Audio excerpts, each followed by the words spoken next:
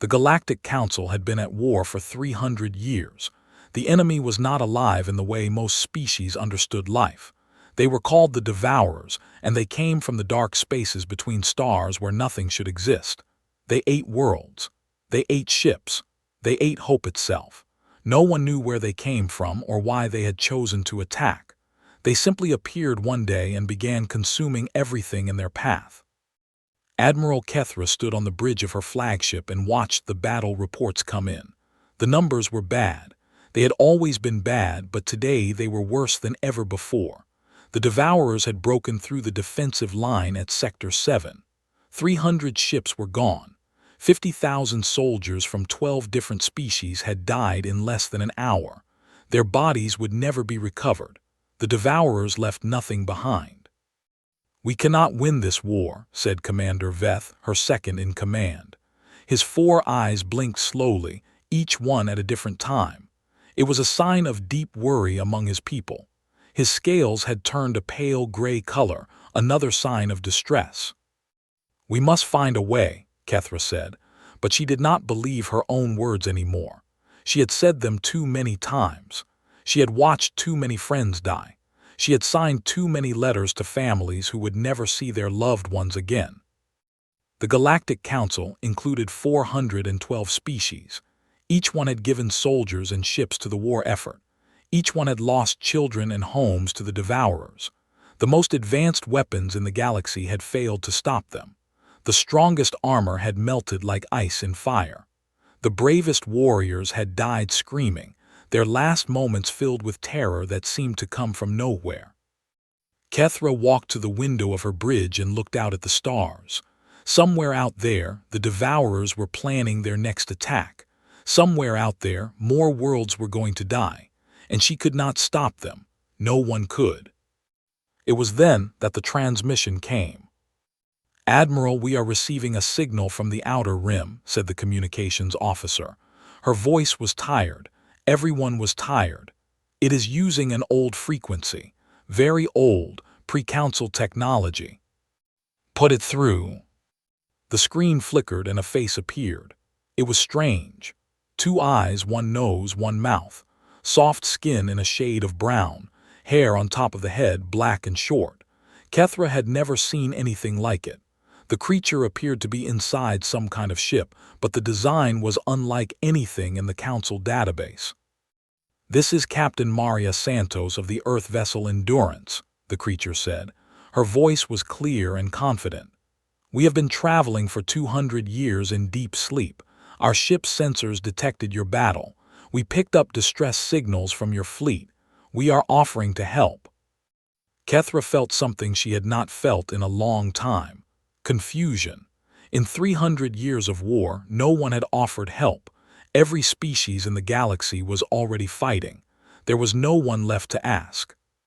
"Earth," she said slowly, "I do not know this world." "It is in the Sol system," Captain Santos replied. "Third planet from a small yellow star on the outer edge of the galaxy. We left before your Galactic Council was formed. We have been searching for new homes among the stars." Kethra checked the database. Sol system. She found it after a moment, a small yellow star on the far edge of the galaxy. There was a note attached to the system, Class 12 Deathworld. She felt her heart stop. "You are from a Class 12 Deathworld?" she asked, her voice very quiet. "I do not know what that means," Captain Santos said, "but yes, we are from Earth. Is there a problem?" Commander Veth stepped closer to the screen. His face had gone from gray to white. "Admiral, this cannot be real. Class 12 Deathworlds do not produce intelligent life. The conditions are too dangerous. The gravity alone would crush most developing species. Nothing can evolve there." But the proof was in front of their eyes. A living, breathing being from Earth. A creature that should not exist, speaking to them across the void of space. "How many of you are there?" Kethra asked. 3,000 on this ship. We have 52 ships in our fleet, about 150,000 humans total. We were the last to leave Earth before the climate wars ended. We were looking for a new beginning. 150,000. It was nothing. The Council had billions of soldiers, and they were still losing. The Devourers had destroyed populations in the trillions. What could a small group of Deathworld creatures do against such power? "Thank you for your offer," Kethra said carefully. She did not want to insult these brave but foolish creatures. "But this war is very dangerous. The enemy we face is unlike anything you have seen. They are called Devourers. They consume all matter they touch. Our best weapons barely hurt them. Our strongest species die within minutes of contact with their attacks." Captain Santos was quiet for a moment. Then she smiled. It was a strange expression, showing teeth. On most species, showing teeth was a sign of aggression, but something about her face made it seem friendly, perhaps even amused. "Tell me more about these Devourers," she said. Over the next hour, Kethra shared everything. She held nothing back. If these humans wanted to help, they deserved to know what they were facing. She told the human about the biological agents the Devourers released. These agents killed most species within hours by attacking their cells. They broke down tissue, filled lungs with fluid, caused organs to fail one by one. The victim would slowly drown in their own body, aware of what was happening but unable to stop it. She told her about the radiation the Devourers produced, which cooked soldiers inside their armor. Even the best shielding could only protect for minutes. The radiation passed through metal like light through glass. It burned flesh and destroyed DNA. Those who survived the initial exposure often died weeks later from cancers that spread faster than any treatment could stop. She described the psychological attacks, waves of fear and despair that made even the bravest warriors drop their weapons and wait for death. The Devourers could project terror directly into the minds of their enemies. Soldiers who had never known fear in their lives would suddenly be overwhelmed with the certainty that everything was hopeless. Many killed themselves rather than face the Devourers in battle. It was not cowardice. It was something worse. The Devourers took away the will to live. Captain Santos listened to all of this. Her face did not change much. Sometimes she nodded. Sometimes she wrote something on a pad. She asked questions about dosages and exposure times and wavelengths. She wanted numbers and data. When Kethra was finished, she expected the human to apologize and withdraw her offer. She expected to see fear on that strange face. Instead, Captain Santos looked thoughtful. "I would like to send a team to your ship," she said. "We want to study your data on the Devourers. Our doctors and scientists want to examine the biological agents and radiation levels, and perhaps we can help." Kethra did not believe this was possible, but she had nothing left to lose. What was one more impossible hope in a war that had taken everything else? "You are welcome aboard," she said. The human shuttle arrived the next day. Captain Santos came with 10 of her people. They were all different heights and colors, but they shared the same strange calm. They walked out of their shuttle and into the flagship like they owned the place. There was no hesitation in their movements, no fear. "Your ship is beautiful," Santos said as she walked through the halls. "Very clean, very organized. The architecture is impressive." "Thank you," Kethra said. She noticed that the humans moved strangely. They were heavy. Each step they took sounded solid on the floor. They did not float or glide like other species. They pushed against the ground as if fighting it. Their muscles seemed to work constantly, even when they were standing still. "Your gravity is light," one of the humans commented. He was large, with dark skin and a shaved head. "Feels like I could jump over buildings here." "Our gravity is standard," Kethra said. 0.4 units. The same as most council vessels. The humans exchanged glances. That strange expression crossed their faces again, the one with the teeth. In the medical bay, the human doctor named Dr. Okonkwo examined their records. She was a small woman with hair that was tied back in many small braids. Her hands moved quickly across the display, pulling up data and comparing it to information on her own tablet. "These biological agents," she said, frowning at the data, "they attack the respiratory system first." Yes, they fill the lungs with fluid. Death comes in 4 to 6 hours for most species. The fastest we have recorded is 2 hours. The slowest was 14. Dr. Okonkwo looked at her tablet, and the radiation levels during combat. Very high. Our best suits can protect soldiers for about 30 minutes. After that, cellular breakdown begins. Full exposure without protection is fatal in 10 to 15 minutes. And the psychological attacks. They cause extreme fear and despair. Most soldiers lose the will to fight within minutes. Many kill themselves rather than face the enemy. Those who do not kill themselves often become unable to function. They stand still. They weep. They do nothing to defend themselves. Dr. Okonkwo shared a look with Captain Santos. Something passed between them that Kethra did not understand.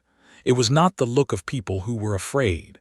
It was the look of people who had just realized something important. "Admiral," Santos said slowly, "may I ask some questions about your home world?" "Of course." "What is the gravity there?" Kethra checked her records. About 0.4 standard units, the same as this ship. "And the average temperature?" 22 degrees with a variation of about 3 degrees across the seasons. Very comfortable, very stable. "What predators do you have?" Kethra thought about this. "We have some small animals that eat smaller animals, but nothing dangerous to intelligent life. We removed all threats long ago. Our world has been peaceful for many thousands of years." "What diseases?" "Disease was eliminated in my species about 50,000 years ago. We have not had a serious illness in all that time. Our medical technology is very advanced." Captain Santos nodded slowly. Her expression was hard to read. She turned to Dr. Okonkwo. "Tell her," she said. Dr. Okonkwo stepped forward. Her face was serious but not unkind. "Admiral, I mean no offense by what I am about to say, but I think you need to understand what Earth is like. I think you need to understand what made us." "Please go on." "Earth has gravity of 1 standard units, more than twice yours. Every moment of our lives we fight against weight that would crush your bones. Our hearts pump harder. Our muscles are denser. Our skeletons are thicker. Just standing here in your ship feels like floating to us." Kethra blinked. She had not considered this. "Our temperatures," Dr. Okonkwo continued, "vary from -80 degrees to +50 degrees. Sometimes in the same location, just different seasons. We have learned to survive in ice and fire. We build shelter. We make clothes. We adapt. We have predators that can kill an adult human in seconds. Big cats that hunt in the grass. Bears that can tear through metal. Sharks that smell blood from miles away in the water. Poisonous snakes and spiders and insects. We grew up surrounded by things that wanted to eat us. We have diseases that have killed millions of our people throughout history. Plagues that swept across continents, viruses that spread through the air, bacteria that hide in our food and water. We have spent our entire existence fighting invisible enemies that invade our bodies. We have storms that can destroy cities, hurricanes that flatten buildings, tornadoes that pick up houses and throw them miles away. We have earthquakes that split the ground open, volcanoes that bury entire civilizations, floods that wash away everything we build." Kethra felt dizzy. "How do you survive?" "We survive," Santos said, "because we evolved to survive. Our bodies learn to fight. Our cells learn to repair themselves. Our minds learn to face fear and keep moving. Every day of our existence on Earth was a battle against death. And we won. For 300,000 years we won." Commander Veth made a sound of disbelief.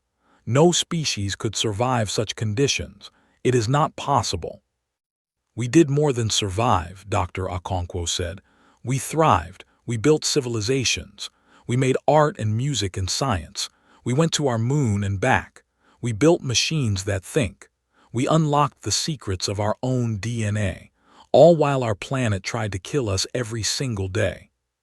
She brought up data on her tablet. Admiral, after looking at your data on the Devourers, I believe we can help you, because those biological agents, they look a lot like a bad flu season. We get sick like that every year. Our immune systems know how to fight it. That radiation. We have workers in our nuclear plants who handle similar levels. We monitor their exposure and give them time off. It is manageable. She paused. And that psychological attack, she smiled, showing her teeth just like Santos had. We call that a Tuesday. We call it morning traffic and bills and climate change and wondering if we will have jobs next month. We live with fear every day. We have learned to function in spite of it. Sometimes we even learn to laugh at it. The first test came sooner than anyone expected. 3 days after the humans arrived, the Devourers attacked.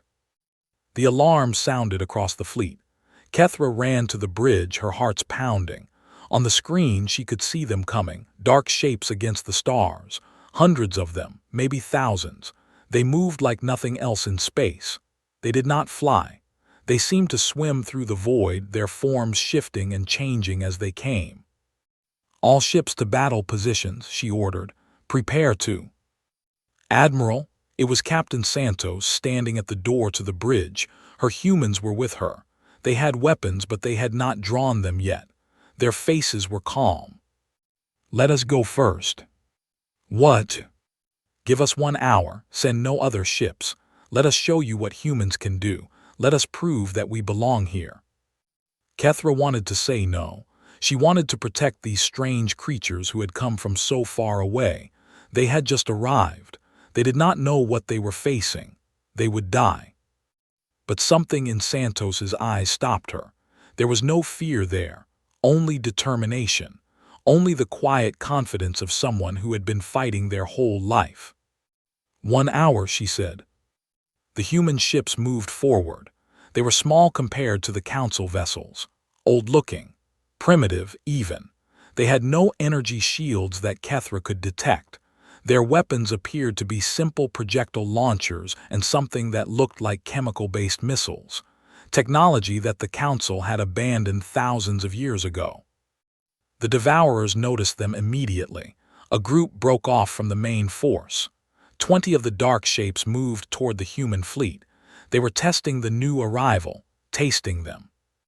They are releasing the biological agents, Veth reported.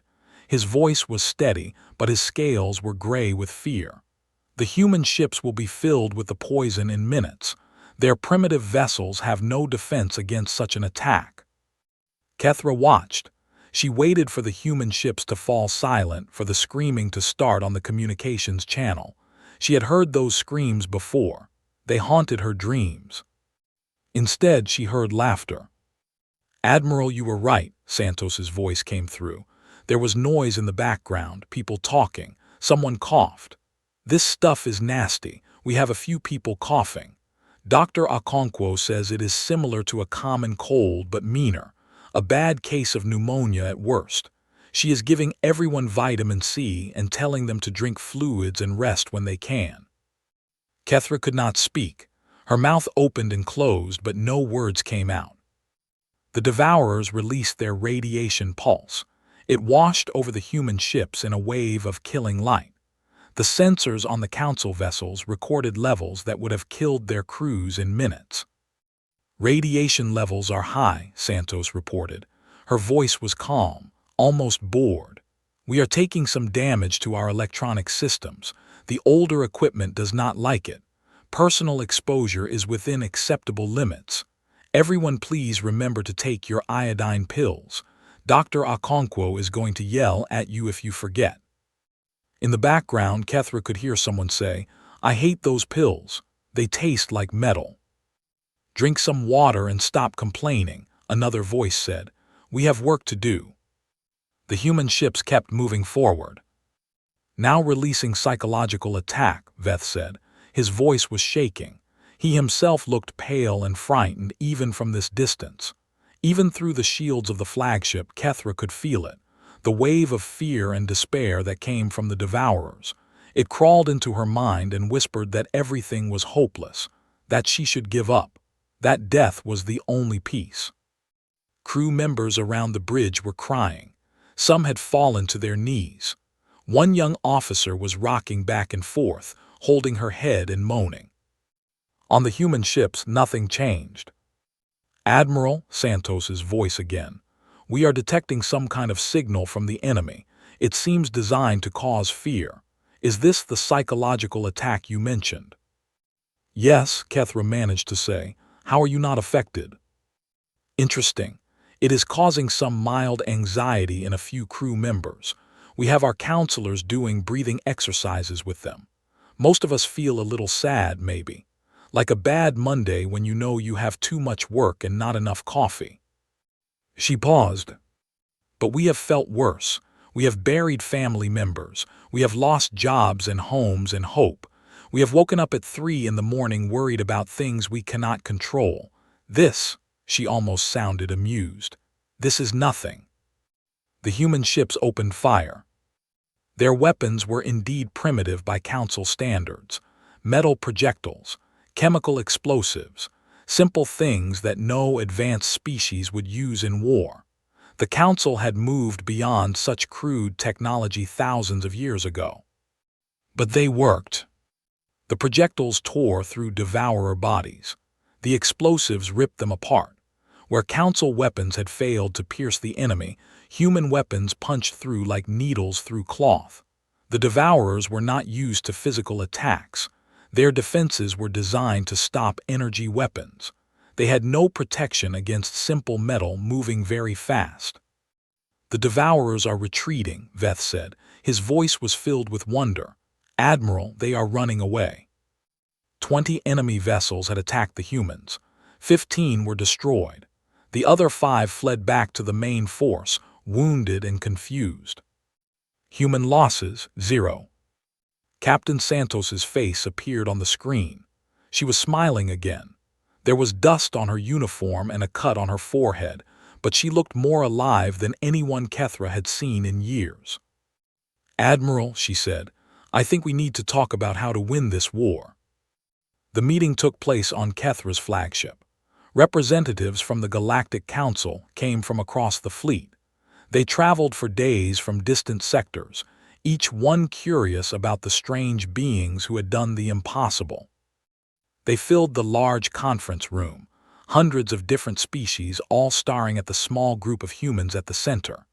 There were beings with wings and beings with tentacles.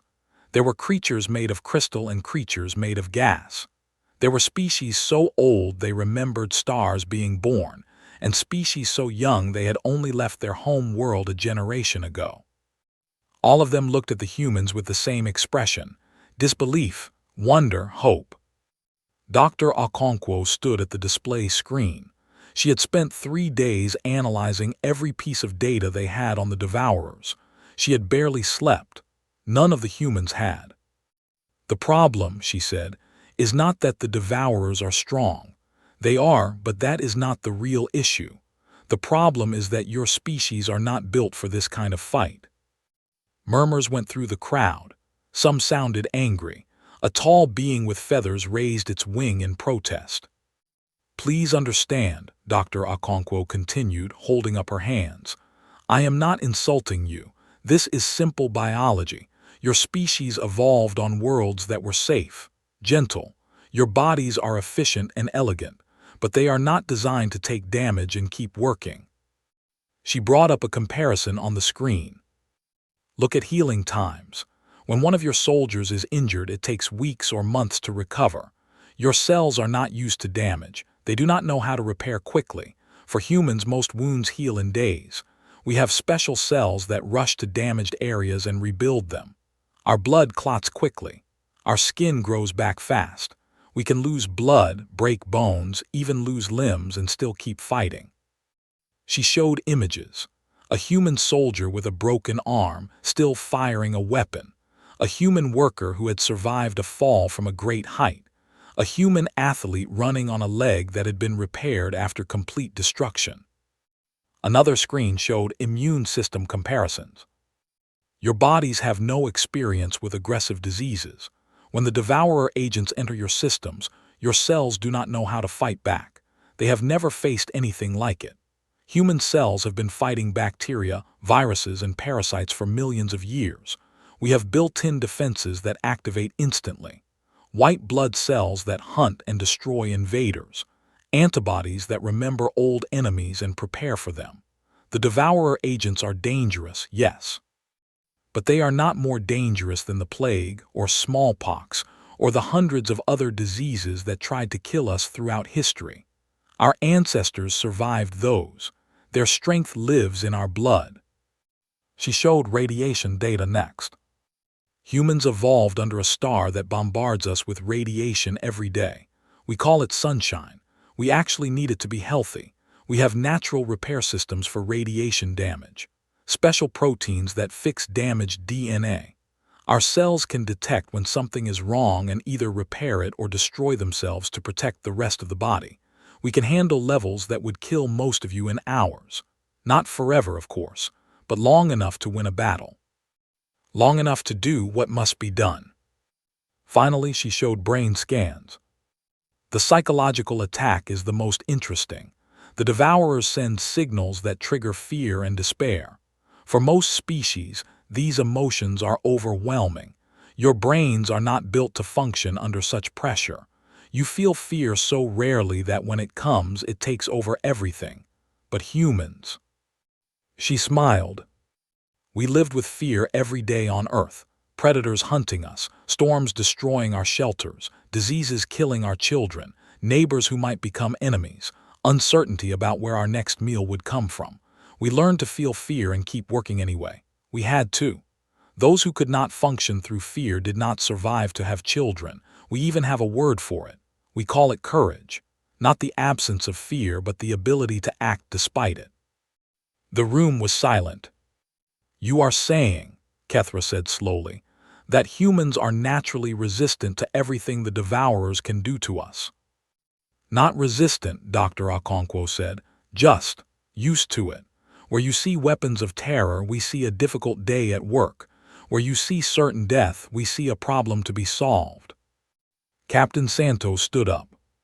We have a proposal, she said. Our numbers are small. 150,000 humans cannot win this war alone, but we can train your soldiers. We can teach them what we know about surviving damage, fighting through fear, keeping their bodies working when everything says they should stop. More importantly, we can lead them. Lead them how? Asked the council representative. It was a being made of light, barely visible in the room. We will be your front line. Humans will go first into every battle. We will take the biological attacks, the radiation, the fear. We will show your soldiers that these things can be survived, that they do not have to die, that they can fight back. She looked around the room, meeting as many eyes as she could. And when they see us still standing, still fighting, still laughing in the face of terror, maybe they will find the courage to stand beside us. Maybe they will learn that they are stronger than they know. Kethra thought about this. It was asking the humans to die for species they had just met, to sacrifice themselves for a war that was not theirs, to put their bodies between the council and an enemy that wanted to eat the galaxy. Why, she asked, why would you do this? Santos looked at her for a long moment. The room was very quiet. Even the beings who did not breathe seemed to be holding their breath. Because we almost destroyed our own world, she said quietly. We fought wars against each other, terrible wars. Millions died because we could not learn to live together. We poisoned our air and water. We cut down our forests. We hunted other species to extinction. We nearly killed ourselves with our own stupidity. She took a breath. And then we had to leave. We had to run away from our home because we had made it unlivable.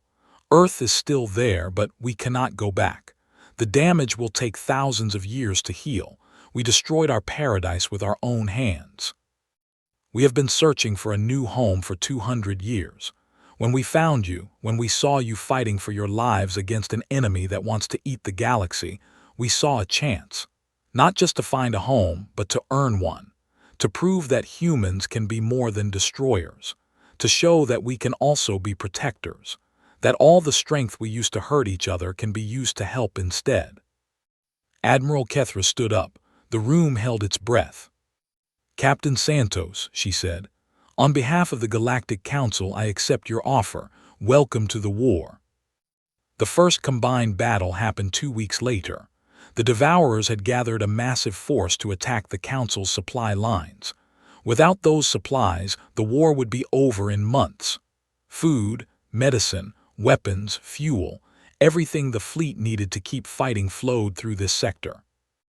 The Council fleet was large, but fear hung over every ship. Too many soldiers remembered friends who had died in previous battles. Too many species had lost home worlds to the enemy. The medical bays were full of survivors who woke up screaming, still feeling the Devourers' psychological attack in their minds. Then the human ships moved to the front of the formation. They were 52 vessels, small and old and not impressive to look at, but they flew with a confidence that the other ships lacked. They moved like predators, not prey. "All Council vessels," Santos's voice came through every speaker in the fleet. "This is Captain Maria Santos of the Earth Fleet. We will go first. Stay behind us. Watch what we do, and when you are ready, join us." The Devourers attacked with everything they had. The biological agents came in clouds so thick they blocked out stars. This was not a test. This was an attempt to kill everything in one massive attack. The radiation pulse was stronger than anything the Council had ever recorded. Ships flickered as their shields failed. Soldiers screamed as alarms went off around them. The psychological wave hit with such force that Kethra fell to her knees, tears running down her face. She saw her death. She saw the deaths of everyone she loved. She felt the utter hopelessness of existence, the certainty that nothing mattered, that struggle was pointless, that the only peace was oblivion. But through the haze of terror, she watched the human ships. They did not stop. They did not slow down. They flew straight into the heart of the enemy formation, weapons firing, communications channels filled with shouting and sometimes even singing. One channel was playing music, something fast and loud with a strong beat. "Admiral," Veth said. His voice was shaking, but he was still on his feet. He was gripping a console for support. "The humans are taking damage. Many of them are injured, but they are not dying. They are still fighting." On the communication channel, Santos spoke again. Her voice was calm, almost gentle. "We know you are afraid. We feel it too. The enemy is trying to break your spirit. They want you to give up. They want you to believe that fighting is pointless." The human ships broke through the first line of Devourers. Explosions lit up the void. "But we have learned something about fear in our long history on Earth. Fear is not the enemy. Fear is not a sign of weakness. Fear is a messenger. It tells you that something dangerous is nearby. And once you know that, you have a choice. You can run or you can fight." Another Devourer vessel exploded.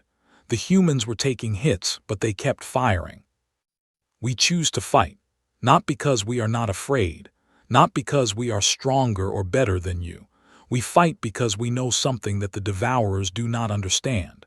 We know that life is precious, that every sunrise is a gift, that every child who laughs, every friend who shares a meal with you, every moment of peace after a long day of work, all of it is worth fighting for." Kethra felt something change inside her.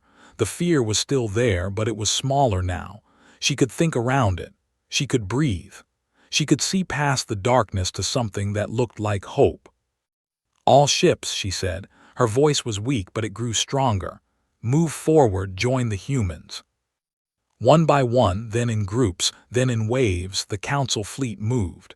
They flew past their fear. They flew toward their terror. And they flew beside creatures from a Deathworld who taught them what it meant to be alive.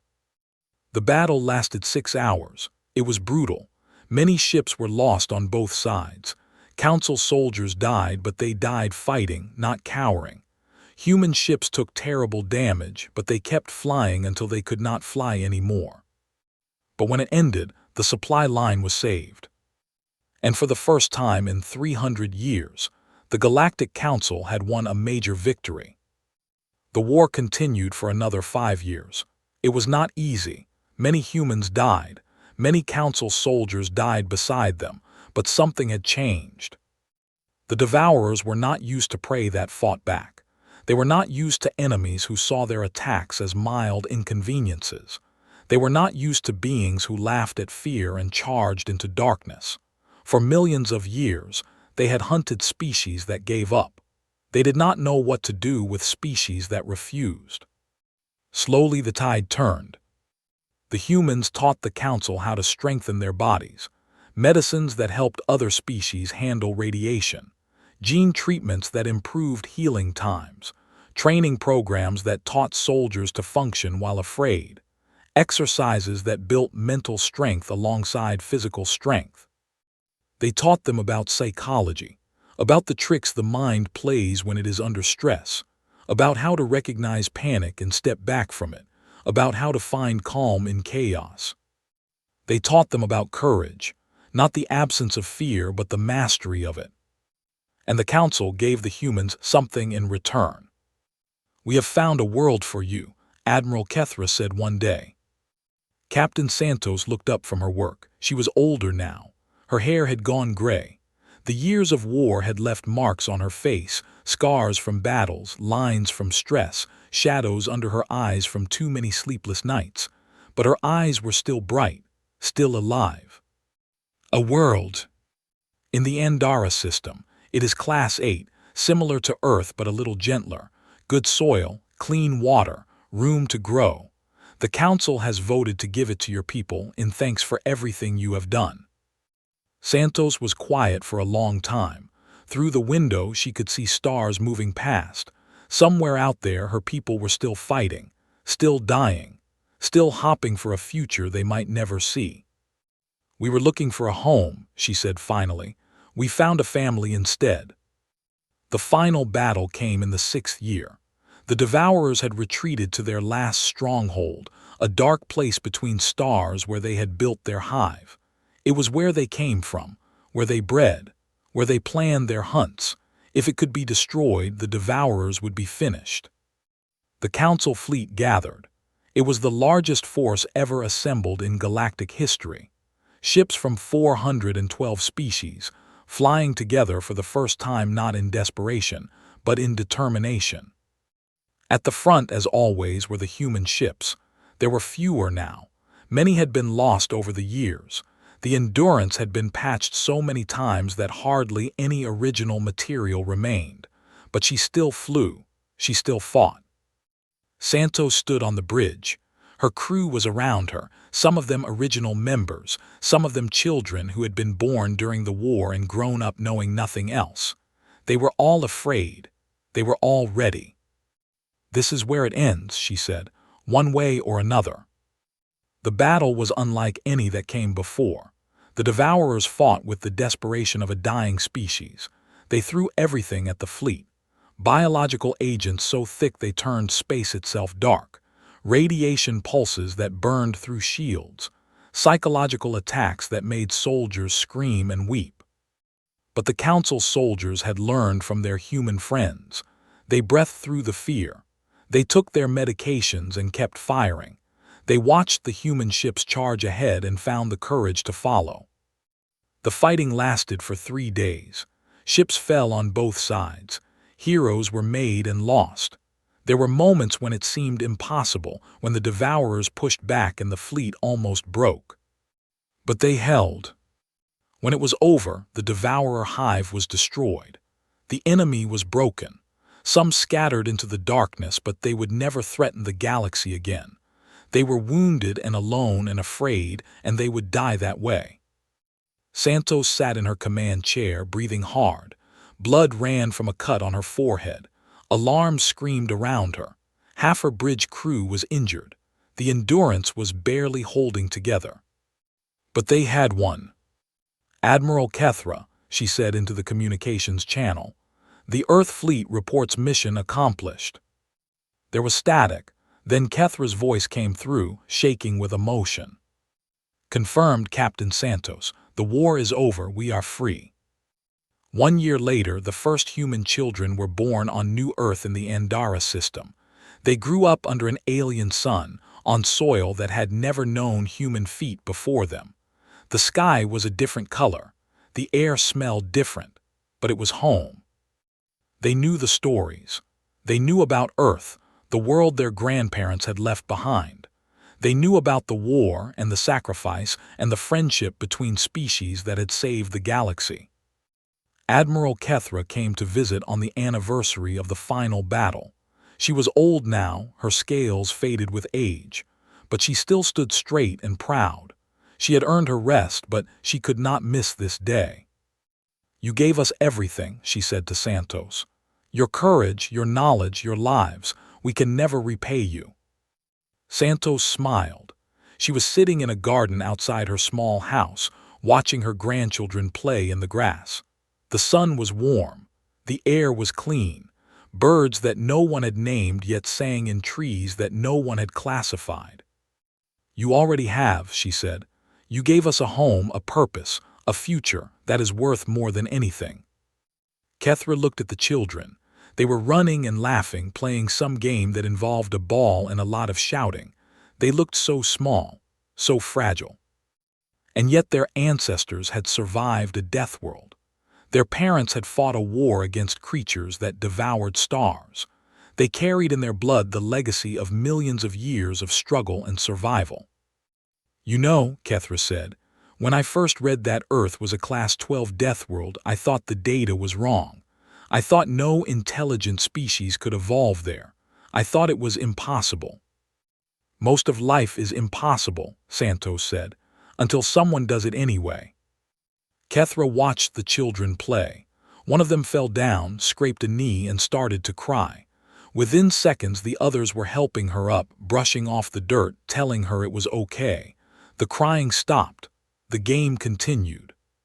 "They are strong," Kethra said.